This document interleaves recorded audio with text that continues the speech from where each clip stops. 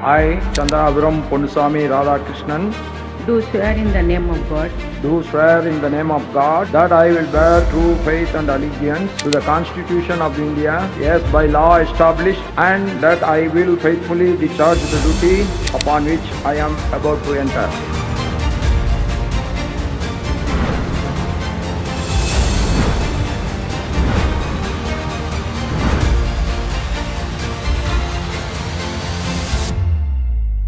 देश के नए उपराष्ट्रपति पद के लिए चुने गए सीपी राधाकृष्णन ने 12 सितंबर को राष्ट्रपति भवन में पद की शपथ ली। राष्ट्रपति द्रौपदी मुर्मू ने 67 वर्षीय राधाकृष्णन को शपथ दिलाई। राधाकृष्णन ने मंगलवार को हुए चुनाव में विपक्षी इंडिया गठबंधन के उम्मीदवार पूर्व जस्टिस बी सुदर्शन रेड्डी को हराकर यह जीत हासिल की। इस चुनाव में उन्हें कुल 452 वोट मिले, जबकि उनके प्रतिद्वंदी को कम मत प्राप्त हुए। उन्होंने 152 मतों के अंतर से शानदार जीत दर्ज की। उपराष्ट्रपति पद का चुनाव इसलिए हुआ क्योंकि पूर्व राष्ट्रपति जगदीप धनखड़ ने 21 जुलाई को स्वास्थ्य कारणों से अचानक इस्तीफा दे दिया था। उनके इस्तीफे के बाद 9 सितंबर को नए उपराष्ट्रपति के लिए मध्यावधि चुनाव कराया गया। शपथ ग्रहण समारोह में प्रधानमंत्री नरेंद्र मोदी सहित कई वरिष्ठ नेता उपस्थित रहे।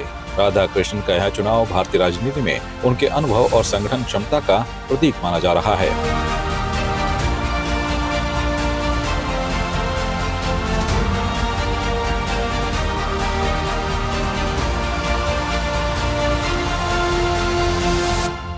चंद्रपुरम पोन्नुसामी राधाकृष्णन का जन्म 4 मई 1957 को तमिलनाडु के कोयम्बटूर जिले में हुआ था।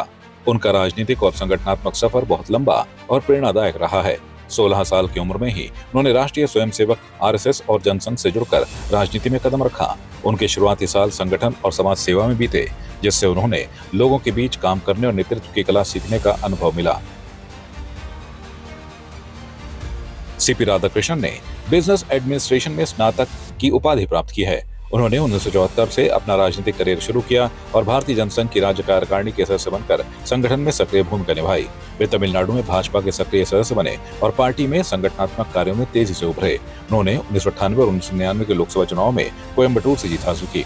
1998 में वे विपक्षी दलों के उम्मीदवार से 1.5 लाख मतों के अंतर से जीत गए। 1999 में भी उन्होंने 55,000 मतों के अंतर से जीत दर्ज की थी। उन्होंने कहा था कि कोयम्बटूर के मतदाता भाजपा पर भरोसा रखते हैं और उन्हें समझाने की आवश्यकता नहीं है।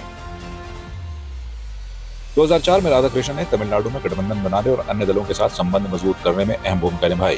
उन्होंने अखिल भारतीय अन्ना द्रविड़ मुनेत्र कड़गम AIADMK के साथ गठबंधन स्थापित करने में भी योगदान दिया। 2004 से 2007 तक वे तमिलनाडु भाजपा के प्रदेश अध्यक्ष रहे और इस दौरान उन्होंने 93 दिनों में 19,000 किलोमीटर लंबी रथ यात्रा की। उनका उद्देश्य देश की नदियों को जोड़ना, आतंकवाद उन्मूलन, समान नागरिक संहिता लागू करना और मादक पदार्थों के खतरे से निपटना था। 2014 में उन्हें कोयम्बटूर से लोकसभा का उम्मीदवार बनाया गया, जहां उन्होंने 3,89,000 से अधिक मत हासिल किए। यह तमिलनाडु में भाजपा उम्मीदवारों के लिए सबसे अच्छी जीत थी। 2016 से 2019 तक वे अखिल भारतीय कॉयर बोर्ड के अध्यक्ष रहे, जो MSME मंत्रालय के अधीन कार्य करता है। इसके अलावा वे भाजपा के राष्ट्रीय कार्यकारिणी सदस्य और केरल भाजपा के प्रभारी भी रह चुके हैं। 2024 में राधाकृष्णन महाराष्ट्र के 24वें राज्यपाल बने। राज्यपाल पद से इस्तीफा देने के बाद उन्होंने 12 सितंबर 2025 को भारत के राष्ट्रपति के रूप में शपथ ली। राष्ट्रपति द्रौपदी मुर्मू ने शपथ ग्रहण समारोह में उन्हें पद और गोपनीयता की शपथ दिलाई। इस मौके पर प्रधानमंत्री नरेंद्र मोदी सहित कई वरिष्ठ नेता उपस्थित रहे।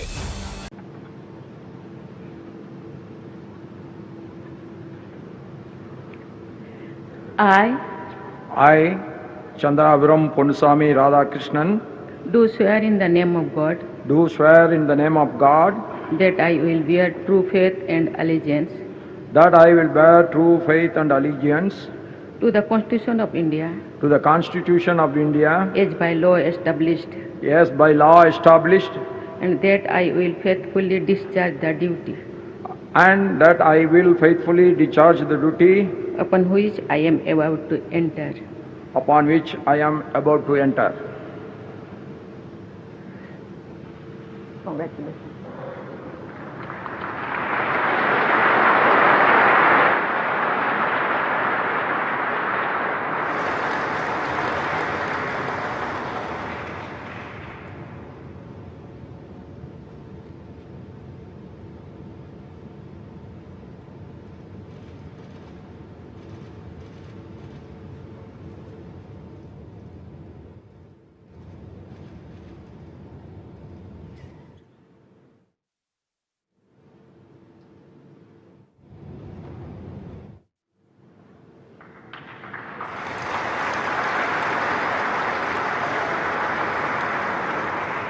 सीपी राधाकृष्णन का यह सफर तमिलनाडु से राष्ट्रीय स्तर तक उनके नेतृत्व, संगठन और प्रशासनिक कौशल का उदाहरण है।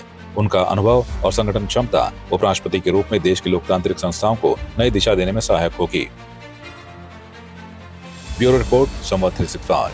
आपकी इस पर क्या राय है, हमें कमेंट कर जरूर बताएं। इसके साथ ही आप हमारे YouTube चैनल को सब्सक्राइब कीजिए। आप हमें Facebook, Instagram, Twitter पर फॉलो भी कर सकते हैं और संवाद 365 के साथ एक क्लिक में जुड़ने के लिए डाउनलोड कीजिए संवाद 365 ऐप।